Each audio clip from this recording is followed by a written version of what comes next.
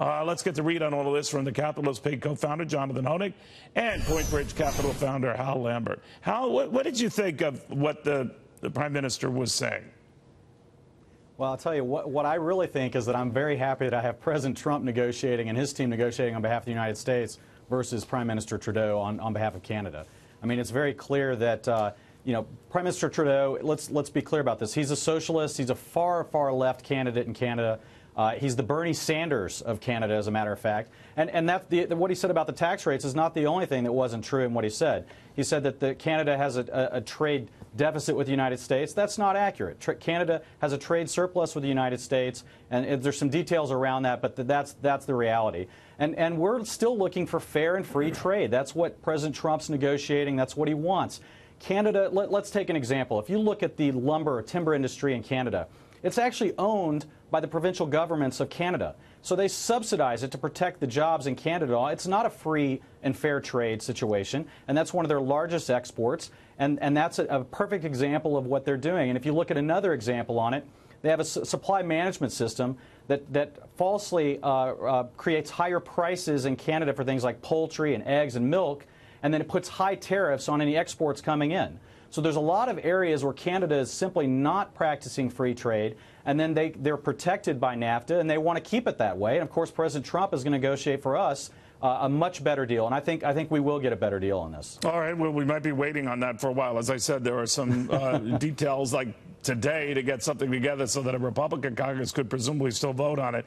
That doesn't look likely. But Jonathan Hoenig, on the immigration front and what he had to say about taking in refugees and immigrants, period. That's come down. Susan Lee was actually quite correct there, even though he pushed back on the notion that his popularity, that is, Trudeau's poll popularity, has dipped, in fact, pretty severely on how allowing everyone into Canada or taking more in than had been the case in years past has boomeranged now and stretch the social safety net in Canada like it's never been stretched before. What are your thoughts on that?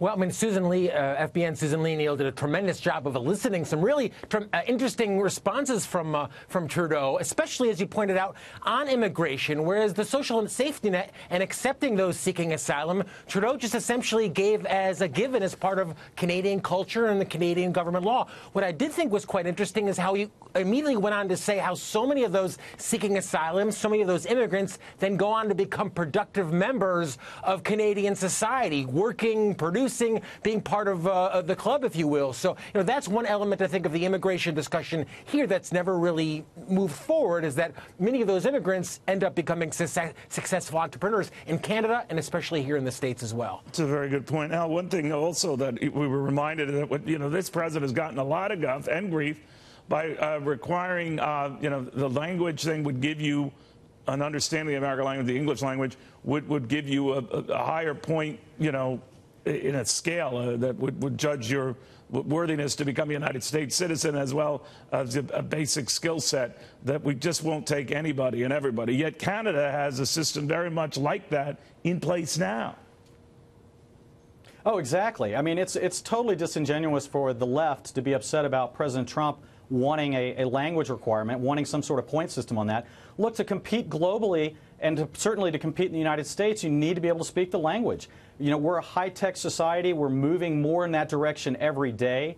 So when you have someone come into the country that can't even read or write in their own language and doesn't speak the language here, it's going to make for a very difficult time becoming successful in the country as we move forward. This is not 1900. And yet Trudeau is a Renaissance man in his country for having this system in place. Donald Trump is a Neanderthal. It is. That's not fair balance. What do you think, Jonathan? Well, these are two very different leaders, Neil. I mean, certainly the immigration debate is one in which they have some vast differences. To me, the most interesting exchange, however, was when Trudeau had to almost describe how he explains to President Trump how trade is win-win, how both the Canadian timber guy benefits from trading with the U.S. and the U.S. manufacturer benefits from buying that Canadian timber. So, we see ourselves as being so diametrically different than the Canadians or the Mexicans for that time, oftentimes, Neil, but we have very similar interests, and trade is really at the heart of that relationship.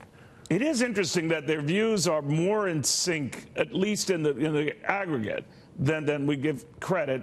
You're right, I have to point out when you do some of the big differences, the cultural differences. But yet it's very clear to me. I mean, I thought that Trudeau had a lot of condescending slaps at the president, maybe deserved, maybe not. And I wonder what those phone calls are like, because certainly he does not seem to be in sync with the president on a personal level. The scale question that Susan asked I thought was kind of funny, but I knew he wasn't going to answer it. I think it bespoke of a leader who just finds this particular American president a novelty.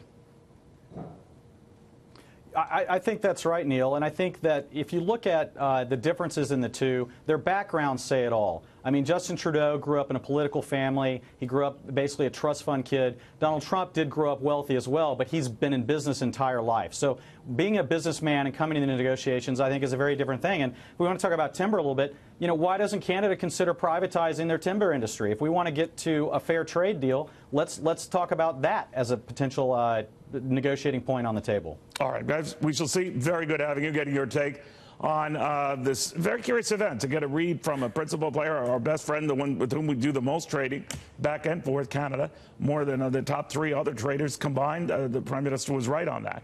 So we'll be watching the fallout from that.